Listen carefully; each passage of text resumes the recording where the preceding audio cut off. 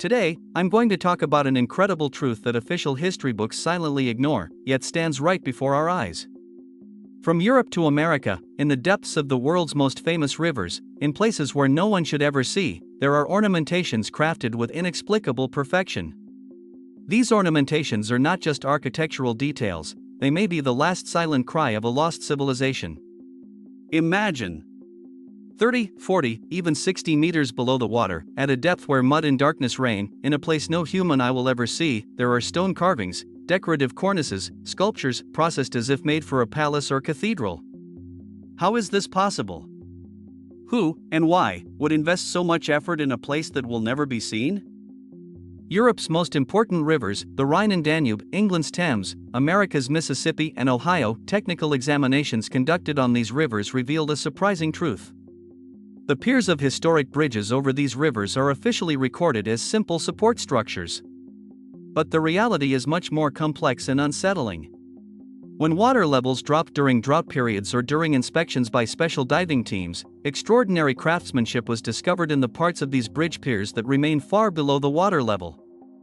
These were not just plain, functional stone blocks. Figures made with precise carving techniques, decorative moldings, architectural ornamentations. As if they had buried the most valuable pieces of a museum in the depths where darkness and mud reign. The most astonishing part is this: these ornamentations were in perfect harmony with the aesthetic standards on the surface. Sculpted figures at 20 meters depth, flawless cornices at 40 meters depth. All speaking the same artistic language, possessing the same aesthetic. As if the entire structure was planned as a single monument from the very beginning.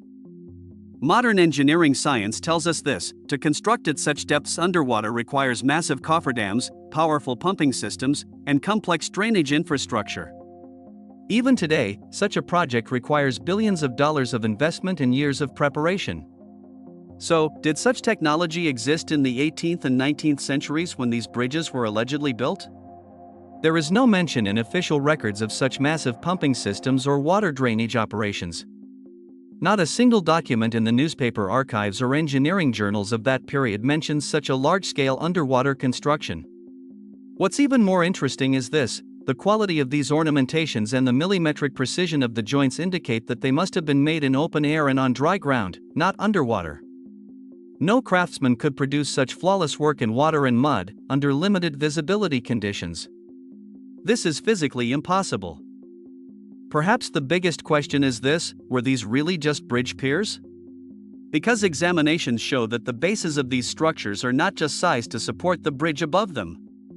These foundations have a massive mass capable of supporting cathedral-sized structures. Even more interesting, inside these massive piers there are rooms, passages, and interior compartments. Why do these exist? Why would a bridge pier need rooms inside? Were these structures built for a different purpose? Some researchers suggest that these structures are actually remnants of much older and much larger monuments. Perhaps what we call bridge piers today are the foundations of once magnificent palaces, cathedrals, or energy centers that were part of a technology we don't yet understand. The geological aspect of the matter is even more disturbing. When examination teams took samples from the sediment layers around these impossible ornamentations, they encountered a situation contrary to logic. At depths that should have been underwater for thousands of years, fossilized root systems and organic soil components were found. What does this mean? There was once no water where these structures are located. These were dry valleys, flat plains, perhaps the centers of cities. So what happened? How did these massive structures end up underwater? Geologists say these sedimentary layers show sudden accumulation. This is not slow erosion or natural sedimentation. These are traces of a sudden, violent, and large-scale catastrophe. Could this event, which some researchers call the Mudflood or mud deluge, be an untold part of history? Was there a cataclysm that shook the world, devastated civilizations, and buried giant structures under sediments? Perhaps the most disturbing aspect of this story is the question of why these findings are not disclosed to the public. During drought periods, when water levels drop, these ornamentations become visible to the naked eye. People take photographs, ask questions. However, sources claim that these photographs and technical reports are systematically hidden. Inspection permits are suddenly cancelled, areas are closed off, captured images are buried in archives. Before the waters rise again, everything is buried back into darkness. Why? If these are just interesting examples of 19th century bridge engineering, why so much secrecy? Why do official authorities avoid talking about this? The answer may be this: because these structures profoundly shake our understanding of history. If these are truly works of a much older civilization, if these depths were once normal ground levels, then we need to rewrite all history books. Think for a moment. Perhaps 100, 200, or even 1,000 years ago, the places where these rivers flow were much lower than today.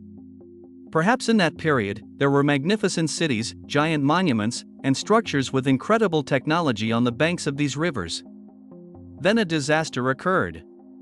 Perhaps a flood, perhaps a massive earthquake, perhaps a cataclysm we don't know about.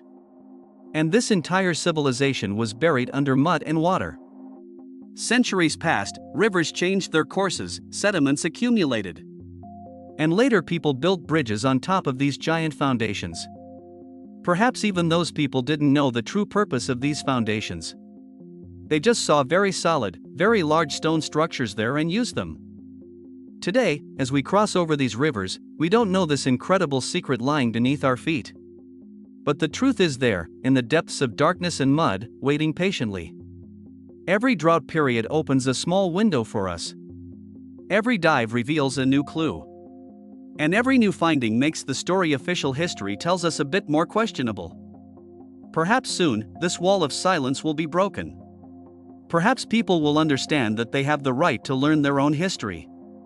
And then, these impossible ornamentations on bridge piers will finally receive the importance they deserve.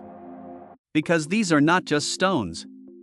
These are the last physical evidence of a civilization that came before us, that may have been far more advanced than us, but was lost in the darkness of history. And this evidence continues to silently cry out from meters below the water: we are here. We were real. And the history you know may be just a small part of the story.